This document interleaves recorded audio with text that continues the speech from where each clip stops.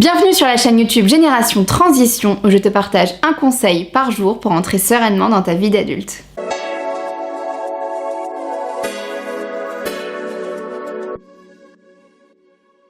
Aujourd'hui, on va parler de comment tu peux connaître ton expertise, identifier ce qui fait ton unicité, ton potentiel et ce qui fait toi. La première chose que j'ai envie de te dire, c'est ne te mets pas dans une case. Je sais que souvent la société a envie de nous mettre des étiquettes, même quand on arrive dans une entreprise, on doit correspondre à un certain profil de poste.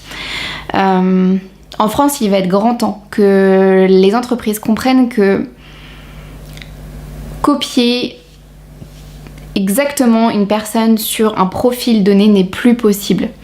Les managers doivent en fait être juste là pour développer le potentiel de la personne dans le poste, donc utiliser ses compétences, utiliser son pouvoir d'agir, utiliser sa manière d'être, sa manière de fonctionner dans le poste qui est convenu, donc mettre la personne à la bonne place. Et donc l'utilité du manager, ça va être de développer ce potentiel.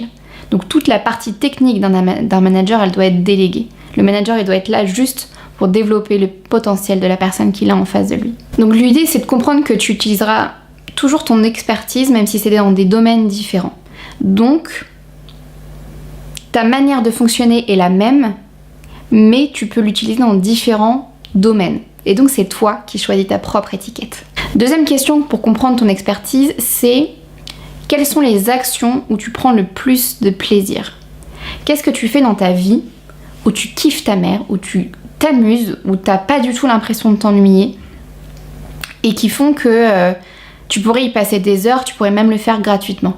Moi, par exemple, il y a un truc que je rêve de faire quand je me balade dans la rue, en fait, et que je vois les gens qui marchent, j'ai trop envie d'aller les voir et de leur poser des questions, de savoir qu'est-ce qu'ils font dans la vie, qu'est-ce qui fait qu'ils en sont arrivés là, est-ce qu'ils sont heureux ou ils en sont maintenant, qu'est-ce qu'ils ont envie de faire par la suite. Bref, j'ai tout le temps envie de poser des questions. Et j'adore faire ça, même quand je vois des potes, je leur demande comment ça va, comment ça se fait qu'ils ont eu cette pensée.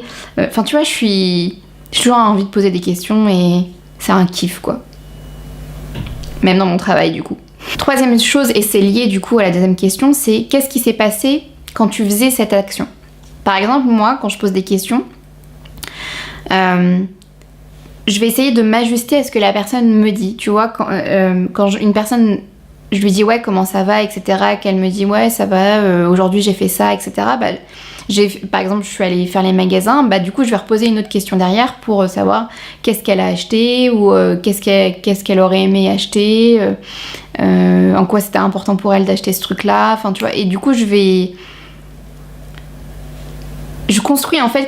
construis des questions qui permettent à la personne d'avancer sur cette réflexion et de conscientiser un truc banal dans sa journée pour elle, mais qui peut-être va lui permettre d'ancrer quelque chose de positif et de se rappeler que c'est son truc à elle qui l'a fait kiffer.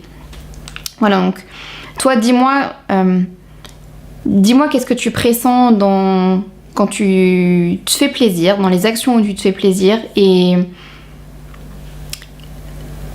comment tu le fais, comment ça se passe quand tu prends du plaisir, qu'est-ce que tu crées, qu'est-ce que tu mets en place pour que ça reste toujours dans l'amusement et le kiff. Et si t'arrives pas du tout à répondre à mes questions, mets un petit commentaire pour qu'on puisse en échanger ensemble.